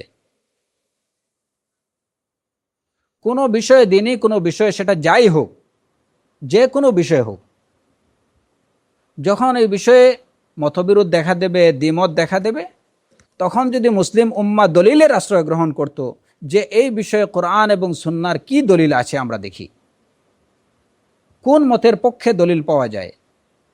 যে মতের পক্ষে দলিল পাওয়া যাবে আমরা সেই মতটাকেই মেনে নেব, যে মতটা দলিলের বিপরীত হবে আমরা সেই মতটাকে বাতিল বলে সাব্যস্ত করব, আখ্যায়িত করব। একদম সিম্পল একটা সমাধান। কিন্তু মুসলিম উম্মাহ এই সমাধানের পথে যেতে চায় না। শয়তান তাদেরকে ওই পথ থেকে সরিয়ে রাখে, যাতে করে ওই ইখতিলাফটা জিইয়ে রাখা যায়, মতবিরোধটাকে, ইখতিলাফকে, দ্বন্দ্বকে, সংঘাতকে যেন জিইয়ে রাখা যায়। নতুবা যদি মুসলিম উম্মাহ একদম আল্লাহর ভয় অন্তরে নিয়ে তারা দিনই প্রত্যেকটা বিষয়ে, যেসব বিষয়ে ইখতিলাফ তাদের মধ্যে দেখা দেয়, তারা সেসব বিষয়ের সমাধানে যদি এই নীতি অবলম্বন করত, তাহলে দুনিয়াতে মুসলিম উম্মারা পারস্পরিক এত বেশি বিভক্ত এবং বিচ্ছিন্ন হতো না, এত দলে উপদলে তারা বিভক্ত হতো না। মুসলিম উম্মাহ আজকে তাদের এই অবস্থা হতো না। তারা থাকতো অবশ্যই সম্মানের আসনে, তারা থাকতো ঐক্যবদ্ধ, তাদের মধ্যে থাকতো ইউনিটি, এবং তখন গোটা বিশ্ব তাদেরকে সমীহ করত, তাদেরকে সম্মান করত। আজকে গোটা পৃথিবী জুড়ে মুসলিম উম্মাহ কেন লাঞ্ছিত, কেন তারা নিষ্পেষিত, কেন তারা অবহেলিত, কেন তারা বঞ্চিত, কেন তারা অপমানিত? এর কারণ হচ্ছে যে তাদের মধ্যে তাওহীদ নেই। সঠিক তাওহীদের প্র্যাকটিসের অভাবের কারণে তাদের মধ্যে ইউনিটি নেই। তারা আজকে শততা বিভক্ত, যে কারণে ইসলামের দুশ্মনরা যখন তারা দেখে মুসলমানরা তো এইখানে একদল, ওইখানে একদল, ওইখানে একদল, দুইটা চারটা মিলেই একটা দল হয়ে গেছে, এরা সহস্র দলে বিভক্ত, এদের মধ্যে কোনো শক্তি নেই, এদের মধ্যে কোনো স্ট্রেংথ নেই, এদের মধ্যে কোনো ইউনিটি নেই, তখনই তাদের উপরে ওই যে যেভাবে একটা এই যে দলছুট একটা বকরিকে বা একটা হরিণকে যেভাবে সহজেই বাঘ আক্রমণ করতে পারে, তো ঠিক এমনিভাবে যে মুসলমানদের মধ্যে ইউনিটি নেই, বিভক্ত, শততা বিভক্ত, বিচ্ছিন্ন মুসলমান জাতিকে আজকে ইসলামের দুশ্মনরা ওইভাবেই দলছুট একটা ছাগলের মতো কিংবা দলছুট একটা হরিণের মতো মনে করতেছে এবং ইচ্ছা মতো গাড়ে ধরে ওইটার গাড় মটকাইতেছে। কিন্তু যদি মুসলিম উম্মাহ তাদের মধ্যে সেই ঐক্য থাকতো এবং সেই ঐক্যের ভিত্তি যদি হতো তাওহীদকে কেন্দ্র করে যদি মুসলিম উম্মাহ ঐক্যবদ্ধ হতো, তাহলে এই রজ্জুটা, এই ঐক্য কখনো তাদের বিচ্ছিন্ন হতো না। লা ইনফিসাম লাহা,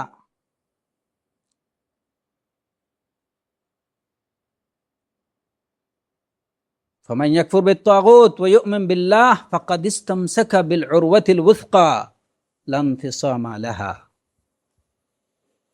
তাগুতকে অস্বীকার করত এবং আল্লাহতে যদি তারা প্রকৃত অর্থে বিশ্বাস করত, এই যে তাওহীদি নীতির ভিত্তিতে যদি তাদের ঐক্য প্রতিষ্ঠিত হতো, তাহলে এইটা কখনো তাদের থেকে বিচ্ছিন্ন হতো না।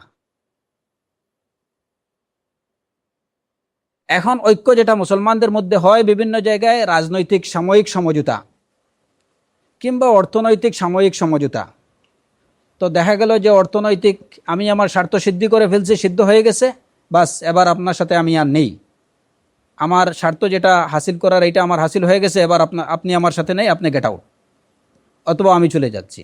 রাজনৈতিক সমঝোতা আমি যাওয়া পাওয়ার পেয়ে গেছি, এবার আপনি আপনার পথ দেখান, আমি আমার পথ দেখি, গেট আউট। যদি সেটা মুসলমানদের মধ্যে যে ঐক্য যদি স্থাপিত হতো প্রকৃত অর্থে তাওহীদের ভিত্তিতে, তাহলে তাদের সেই ঐক্য কখনো বিচ্ছিন্ন হতো না। কিন্তু বেশিরভাগ ক্ষেত্রেই এবং দুর্ভাগ্যজনকভাবে মুসলমানদের মধ্যে যে ঐক্য হচ্ছে সেটা কোনোভাবেই তাওহীদের ভিত্তিতে হচ্ছে না। রাজনৈতিক সমঝোতা হচ্ছে, রাজনৈতিক ঐক্য হচ্ছে, অর্থনৈতিক স্বার্থের জন্য ঐক্য হচ্ছে। আজকে দেখা যায় যে একই প্ল্যাটফর্মে নিজেদের স্বার্থ সিদ্ধ করার জন্য যেভাবে আওয়ামী লীগ, বিএনপি সবাই তারা দেখা যায় যে তাদের লিডাররা এলাকায় দেখা যায় যে সবাই যে কীভাবে লুটেপুটে খাওয়া যায় এই জন্য সবাই একসাথেই আছে। তাদের মধ্যে একটা অঘোষিত বা ওপেন সিক্রেট একটা ঐক্য আছে। বিভিন্ন ব্যবসা বাণিজ্য এমনি রাজনৈতিক দ্বন্দ্ব, একজনের সাথে আরেকজন সাপে এবং নেউলে কি সম্পর্ক, কিন্তু অন্যদিকে দেখা যায় যে বিভিন্ন প্রতিষ্ঠান, অর্থনৈতিক প্রতিষ্ঠানগুলোতে দুইজনই ডাইরেক্টর, ওইখানে ঐক্য ঠিক আছে। তো এই ঐক্য তো থাকছে না। যখনই আমার স্বার্থ সিদ্ধি হয়ে যাচ্ছে আমি আমি আমি এখান থেকে চলে আসতেছি। যদি মুসলিমদের ঐক্যর ভিত্তি হচ্ছে মূলত তাওহীদ, সেই তাওহীদের ভিত্তিতে যদি তাদের ঐক্য হতো তাহলে তাদের মধ্যকার যত সমস্যা ছিল সেই সমস্যাগুলোকে অবশ্যই তারা তাওহীদের আলোকেই তারা সমাধান করত।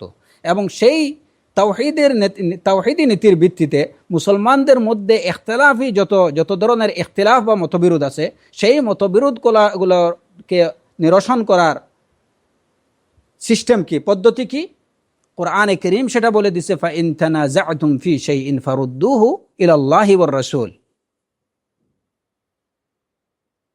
ফাইন তানাযাতুম ফি শাইইন ফারুদ্দুহু ইলাল্লাহি ওয়ার রাসূল।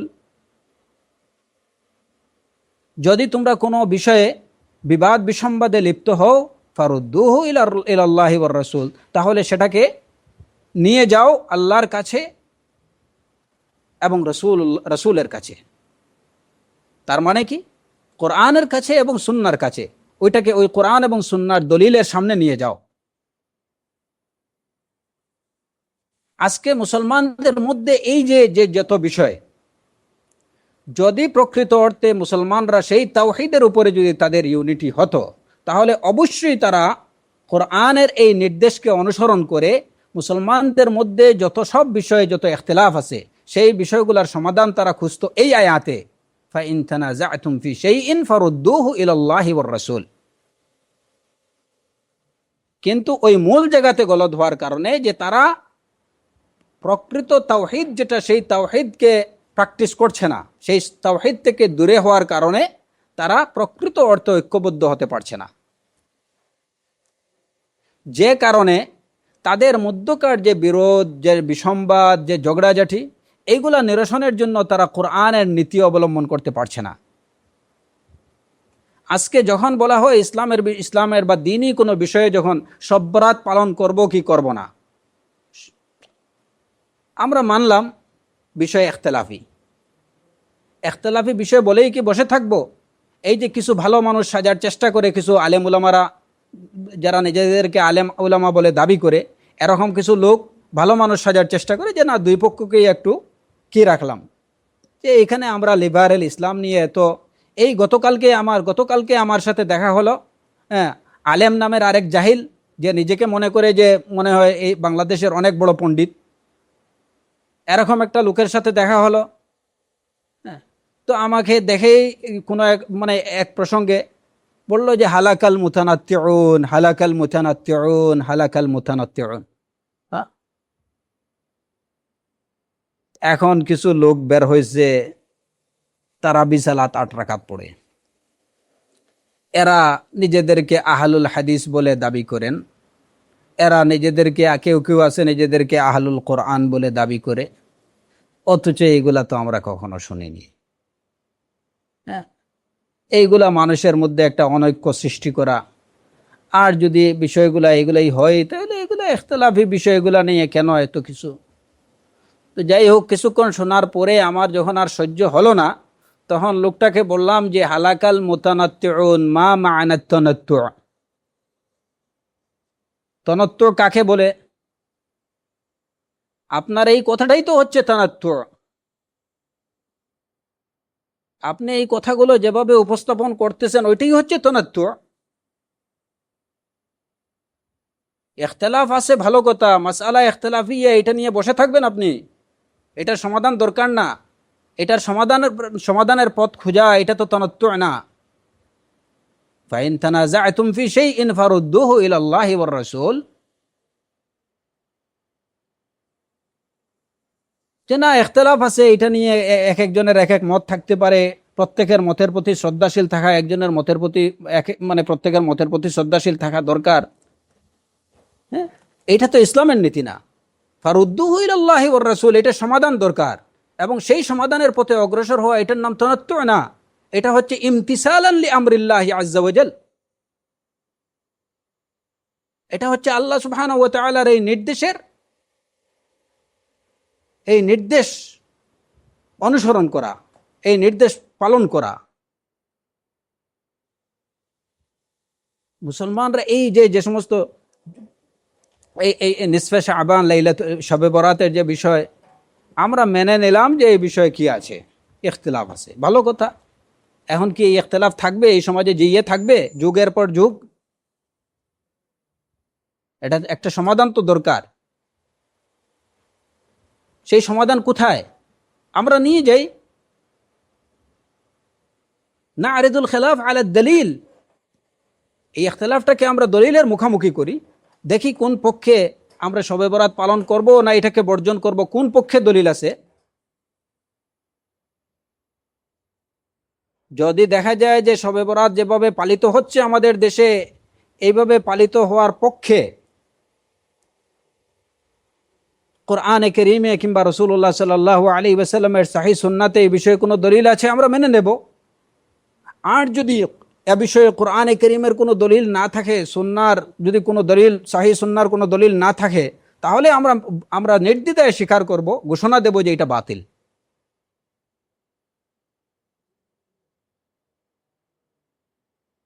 শবে বরাত পালনের পক্ষে যারা দাবি করেন, শবে বরাতের যারা দাবি করেন, সেই দাবিদারদের কাছে আমরা চাই যে আপনারা একটা দলিল উপস্থাপন করেন আমাদের সামনে, কোরআন থেকে হোক কিংবা রাসূলুল্লাহ সাল্লাল্লাহু আলাইহি ওয়াসাল্লামের বিশুদ্ধ হাদিস থেকে হোক, একটা দলিল আপনারা উপস্থাপন করেন যে রাসূলুল্লাহ সাল্লাল্লাহু আলাইহি ওয়াসাল্লাম কিংবা সাহাবায়ে কিরাম রিদওয়ানুল্লাহি আলাইহিম আজমাইন কিংবা তাবিঈন কিংবা আতিবাউত তাবিঈন তারা শব বরাত পালন করছেন। একটা দলিল আমাদের কাছে দেন, আমাদেরকে দেখান। ইন্না আনজালনাহু ফি লাইলাতিন মুবারাকা, ইন্না আনজালনাহু ফি লাইলাতিন মুবারাকার একটা হাস্যকর তাফসীর তারা করে থাকে, অথচ এই লাইলাতুল মুবারাকার তাফসীর কোরআনে কারীম নিজেই দিয়েছে, ইন্না আনজালনাহু ফি লাইলাতিল কদর। কোরআন ইউফাসসিরু বা'দুহু বা'দা, কোরআনে কারীমের এক আয়াত অন্য আয়াতের তাফসীর দেয়। অথচ তারা, যেখানে কোরআনে কারীম আল্লাহ সুবহানাহু ওয়া তাআলা নিজেই এই আয়াতের তাফসীর বলে দিয়েছেন, তারা আল্লাহ সুবহানাহু ওয়া তাআলার দেয়া তাফসীরটাকে অস্বীকার করে নিজেদের তাফসীর, মন গড়া একটা তাফসীর বানিয়ে নিল যে ইন্না আনজালনাহু ফি লাইলাতিন মুবারাকাতিন, বিমানা ইন্না আনজালনাহু ফি লাইলাতিন নিসফি মিন শাবান। আজীব। ফিহা ইউফরাকু কুল্লু আমরিন হাকিম, ফিহা, এই ফিহা জমিরের মারজা কোন জায়গায়? লাইলাতুল মুবারাকা বিমানা লাইলাতুল কদর। তারা এই জায়গাতে ফিহার মারজা কি করে, যে ফিহা বলতে বোঝানো হয়েছে লাইলাতুন নিসফি মিন শাবান, অথচ আপনি পুরা কোরআন খুঁজেও কোনো জায়গায় লাইলাতুন নিসফি মিন শাবানের কোনো উল্লেখ পাবেন না। আজীব। তো আমরা তাদের এই যে যারা শবে বরাত, লাইলাতুল বরাত পালনের দাবি করে, তাদেরকে আমরা বলি যে আপনাদের এই দাবিকে যখন আমরা কোরআনের সামনে উপস্থাপন করি, তখন আপনাদের দাবির পক্ষে কোরআনের কোনো দলিল পাওয়া যায় না, সুতরাং এটাকে আমরা বাতিল বলে আখ্যায়িত করি। আমরা আপনাদের এই দাবিকে যখন সুন্নাহর দলিলের সম্মুখীন করি, সেখানেও আপনাদের পক্ষে কোনো দলিল পাওয়া যায় না। যে একটা মাত্র দলিল রাসূলুল্লাহ সাল্লাল্লাহু আলাইহি ওয়াসাল্লাম ওই রাতে আয়েশা রাদিয়াল্লাহু আনহার বিছানা ছেড়ে যখন তিনি মাকবারাতুল বাকিয়ায় চলে গেলেন, আয়েশা রাদিয়াল্লাহু আনহা খুঁজে ওইখানে গেলেন, গিয়ে দেখলেন রাসূলুল্লাহ সাল্লাল্লাহু আলাইহি ওয়াসাল্লামকে। এই যে হাদিস, আমরা মেনে নিলাম হাদিস গ্রহণযোগ্য, মেনে নিলাম আমরা যে হাদিস গ্রহণযোগ্য, তো কি হলো? তাদের শবে বরাতের পক্ষের দাবিদারদের সবচেয়ে বড় দলিল এটি। হ্যাঁ, আয়েশা তুমি কি জানো এইটা কোন রাত? আমরা মেনে নিলাম এই হাদিস গ্রহণযোগ্য। তাতে কি হলো? আমাদের প্রশ্ন হচ্ছে তাতে কি হলো? যদি এত মুবারক রাত, এই রাতে অবশ্যই ইবাদত বন্দেগী করতে হবে, এরকম কিছু যদি হতো, তাহলে তো অবশ্যই রাসূলুল্লাহ সাল্লাল্লাহু আলাইহি ওয়াসাল্লাম বিছানা থেকে উঠে আসার আগে আয়েশা রাদিয়াল্লাহু আনহাকে জাগিয়ে দিয়ে আসতেন যে, আয়েশা তুমি আজকে রাতে এত মহিমান্বিত রাত, এত মুবারক রজনী, আর তুমি ঘুমিয়ে আসো, উঠো তাড়াতাড়ি নামাজে দাঁড়াও, 100 রাকাত পড়ো, না হয় 50-60 রাকাত তো ন্যূনতম আদায় করো, হ্যাঁ, বিশেষভাবে দোয়া দুরুদ করো, আগরবাতি মোমবাতি জ্বালাও। তো এটা তো জাগিয়ে দিয়ে আসার কথা ছিল আয়েশা রাদিয়াল্লাহু আনহাকে সর্বপ্রথম। আর শুধু তাই না, এত মুবারক রাত, এশার সালাতের পরে তো রাসূলুল্লাহ সাল্লাল্লাহু আলাইহি ওয়াসাল্লামের ঘোষণা দেওয়ার কথা ছিল সাহাবায়ে কেরামদের মাঝে যে সাবধান, আজকে রাত্রে কিন্তু অনেক মুবারক একটা রাত, লাইলাতুন নিসফি মিন শাবান, লাইলাতুল বারাত, যা পাওয়ার আজকেই পাইছো আর যা হারাবার আজকেই হারাইছো, সুতরাং সাবধান, আজকে রাত্রে এক ফুটাও ঘুমাবা না, যত ধরনের ইবাদত বন্দেগী আছে একদম প্রাণ উজাড় করে করবা। এগুলা কিছুই নেই। রাসূলুল্লাহ সাল্লাল্লাহু আলাইহি ওয়াসাল্লাম একদম নীরবে তিনি বিছানা ছেড়ে চলে আসলেন। এমনকি আয়েশা রাদিয়াল্লাহু আনহাকেও বিষয়টা বুঝতে দিলেন না।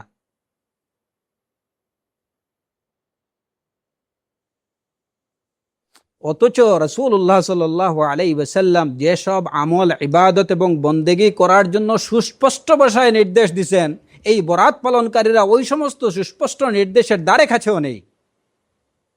আর বিছানা ছেড়ে চলে এসে তিনি বললেন যে এই রাত্র অনেক মুবারক, ওইখানে কি আছে ওইটা খুঁজতে শুরু করছে। ওয়া আজাবা, ওয়া আজাবা, কি অদ্ভুত কাণ্ড এদের। এবং এটাই হচ্ছে মূলত আহলুল বিদআতের বৈশিষ্ট্য। এটাই হচ্ছে আহলুল বিদআতের বৈশিষ্ট্য।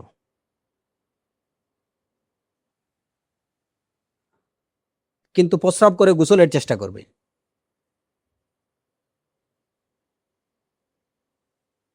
আল্লাহ সুবহানাহু ওয়া তাআলা এই ধরনের বৈশিষ্ট্য থেকে মুসলিম উম্মাহকে মুক্তি দিন। যদি প্রত্যেকটা বিষয়ে মুসলমানরা এই নীতি অবলম্বন করতো যে ইখতিলাফি বিষয় ঠিক আছে, আমরা মেনে নিলাম সেটা ইখতিলাফি বিষয়, ইখতিলাফি বিষয়টাকে অবশ্যই আমাদেরকে নিরসন করতে হবে এবং সেই নিরসনের জন্য আমাদের যেতে হবে কোরআন এবং সুন্নাহর কাছে। ফারুদ্দুহু ইলাল্লাহি ওয়ার রাসূল ইন কুনতুম তুমিনুনা বিল্লাহি ওয়াল ইয়াউমিল আখির। আল্লাহ আযজা ওয়া জাল্লা বলছেন যে যদি প্রকৃত অর্থে তোমরা আল্লাহতে বিশ্বাসী হও, আখিরাতে বিশ্বাসী হও, তাহলে এই কাজ করবা। ফারুদ্দুহু ইলাল্লাহি ওয়ার রাসূল। কিন্তু তারা সেটা করবে না। নতুবা আজকে মুসলমানদের মধ্যে এই দলাদলি, এই বিভক্তি কিছুই থাকতো না। যেখানেই দলাদলি, যেখানেই কোনো বিষয়ে মতবিরোধ, যে আসুন বসুন এবং আমাদের উভয় পক্ষের দাবিকে আমরা দলিলের সম্মুখীন করি, দেখি এ বিষয়ে কোরআন এবং সুন্নাতে কার পক্ষে আছে। বিষয় কিন্তু এখানেই সুরাহা হয়ে যেত।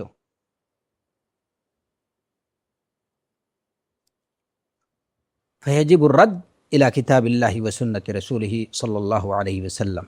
ওয়াজিব হচ্ছে কোরআন, আল্লাহর কিতাব এবং রাসূল সাল্লাল্লাহু আলাইহি ওয়াসাল্লামের সুন্নাতের কাছে যাওয়া। ফায়ুখাদ মা কামা আলাইহি দলিল, যে বিষয়ে দলিল পাওয়া যাবে ওইটাকে গ্রহণ করা। ওয়ুতরাক মা খালাফাদ দলিল, যেটা দলিলের বিপরীত হবে সেটাকেই বর্জন করতে হবে। এটাই হচ্ছে ওয়াজিব।